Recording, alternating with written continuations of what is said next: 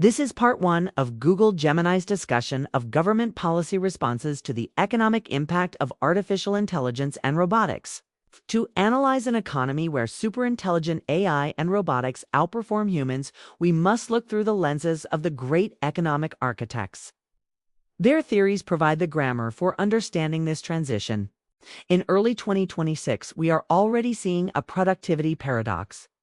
While AI is adding trillions in theoretical value, entry-level hiring has slowed significantly. Yes. And a great reckoning is occurring as companies realize that replacing humans is not just a technological challenge.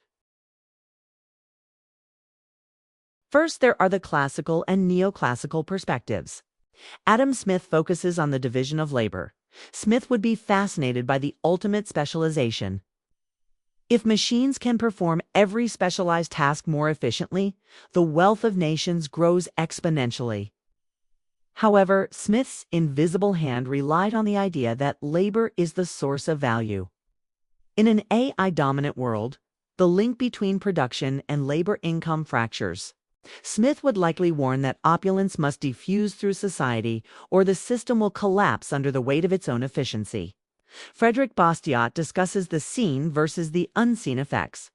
Bastiat would remind us of the seen: displaced workers, and the unseen, the massive drop in the cost of living. If a robot can pick an apple for 1% of the cost of a human, the real wages of everyone else effectively rise because food becomes cheaper. He would argue against Luddite policies that tax robots to save jobs, as that destroys the very efficiency that benefits the poor. Next, we consider the deflationary price-to-zero impact here. Superintelligent AI represents a massive supply-side shock. In 2026, the marginal cost of a unit of intelligence, called a token, is plummeting. When intelligence is free, the cost of services such as legal, medical, and coding tends toward the cost of the hardware and energy. This may result in a deflationary spiral.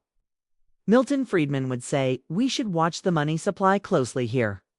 If AI drives prices down rapidly, which is good, but also destroys the velocity of money because humans have no wages to spend, which is bad, we risk a deflationary death spiral.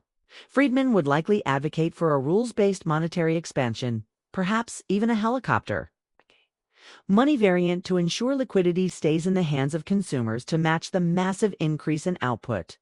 Please view Part 2 for the likely governmental responses.